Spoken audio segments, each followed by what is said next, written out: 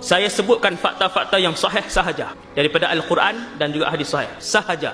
Binatang ini disebutkan oleh Allah dalam Al-Quran. Apabila telah sampai masanya, kata Allah dalam Al-Quran, akhrajna, kami akan keluarkan, lahum, kepada manusia seluruhnya, dabbatan minal ard, seekor binatang berkaki empat daripada tanah. Tukallimuhum, antara sifat binatang itu ialah dia boleh berkata-kata dan dia akan bercakap dengan manusia kesemuanya. Dalam hadis lain Nabi sebut binatang ini akan keluar seiring dengan matahari terbit di sebelah barat. Sama ada sebelum matahari terbit ataupun sejurus matahari terbit, binatang itu pun keluar. Tukallimuhum, kata Allah, binatang ini akan berkata kepada manusia, hei manusia, al-ana tusalli, baru sekarang kamu nak solat, sedangkan selama ini sudah pun diceritakan kepada kamu. Itu antara ucapan binatang ini. Kalau orang yang baru nak menutup aurat, dia pergi, dia kata, hei manusia, al-ana tastatir, baru sekarang kamu menutup aurat, sudah terlambat. Apabila binatang ini, kata Rasulullah, binatang ini akan sampai, dia akan pergi. Kemudian dia akan mengeluarkan salah satu daripada dua alat yang dia bawa. Sama ada tongkat Nabi Musa alaihissalam ataupun cincin Nabi Sulaiman. Tuan-tuan,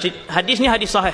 Apabila dia sampai kepada orang tu, dia pun tegur kesalahan orang tu, kamu sekian-sekian dan sebagainya, dia bercakap. Dia akan keluarkan salah satu daripada dua alat ini, kata Rasulullah. Seandainya yang dikeluarkan itu adalah cincin Nabi Sulaiman, apabila dia letakkan cincin itu pada badan kita, maka ketika itu muka kita akan menjadi kehitaman. Bermula daripada saat itu, kata Rasulullah, panggilan orang ramai kepada kita bukan lagi nama kita. Orang di taman kita, kawan-kawan kita di tempat kerja, jiran-jiran kita, saudara mara kita akan mula memanggil kita pada ketika itu, hei kafir. Itu nama baru kita. Dan seandainya yang dikeluarkan oleh binatang dabah ini adalah tongkat Nabi Musa, lalu diletakkan pada badan kita, maka ketika itu orang ramai akan mula memanggil kita dengan panggilan, hai mukmin. Ada dua nama sahaja satu hari nanti.